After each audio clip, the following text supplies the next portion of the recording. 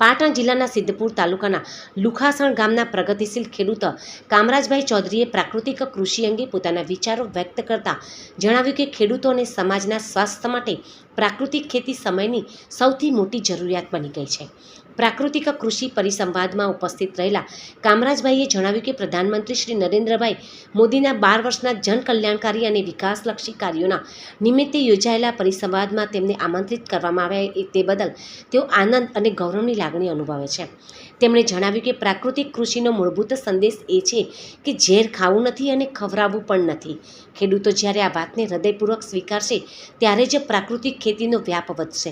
રાસાયણિક અને જંતુનાશકોના અતિરેક ઉપયોગથી જમીન, પાણી અને માનવ સ્વાસ્થ્ય પર પડતી અસરને ધ્યાનમાં રાખીને હવે પ્રાકૃતિક ખેતી તરફ આગળ વધવું જરૂરી બન્યું છે। કામરાજભાઈએ વધુમાં જણાવ્યું કે સરકાર દ્વારા પ્રાકૃતિક કૃષિના પ્રચાર તેમજ પ્રસાર માટે ગામે ગામ બેઠકો, પરિસંવાદો અને માર્ગદર્શન કાર્યક્રમો યોજાઈ રહ્યા છે। ખેડૂતોને પ્રાકૃતિક ખેતીના ફાયદાઓ સમજાવવા માટે સતત પ્રયાસો પણ થઈ રહ્યા છે।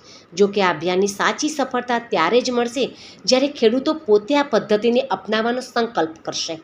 તેમણે ખેડૂતોને અપીલ કરતા જણાવ્યું કે પોતાની જમીન, પરિવાર અને આગામી પેઢીના સ્વાસ્થ્યને ધ્યાનમાં રાખીને વધુમાં વધુ ખેડૂતો પ્રાકૃતિક કૃષિ અપનાવે અને ઝેરમુક્ત ખેતી દ્વારા સ્વસ્થ સમાજના નિર્માણમાં યોગદાન આપે।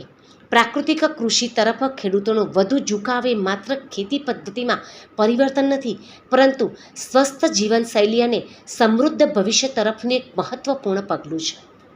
મારું નામ ચૌધરી કામરાજભાઈ દલજીભાઈ, ગામ લુખાસણ, તાલુકો સિદ્ધપુર, જિલ્લો પાટણ।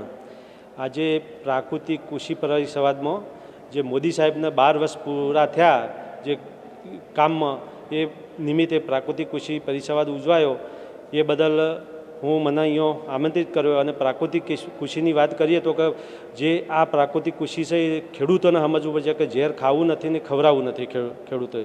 તો જો એ ખેડૂત નહીં સમજાય ત્યાં સુધી આ વસ્તુ શક્ય નથી, પણ ખેડૂતને સમજવું પડશે। પ્રાકૃતિક કૃષિના સરકાર તો ઘણા પ્રયત્ન કરે કે એના આયામો છે, આ છે કે જે ગામડે ગામડે મિટિંગો થાય છે, પણ જો ખેડૂત નહીં સમજાય તો પ્રાકૃતિક કૃષિ શક્ય નથી। પણ જે એવા જે ખેડૂતો છે કે જે સમજવું પડશે અને જે ઝેર ખાવું નથી ને ખવડાવવું નથી, તો એ તરફ આ ખેડૂતોને આગળ વધવું પડશે।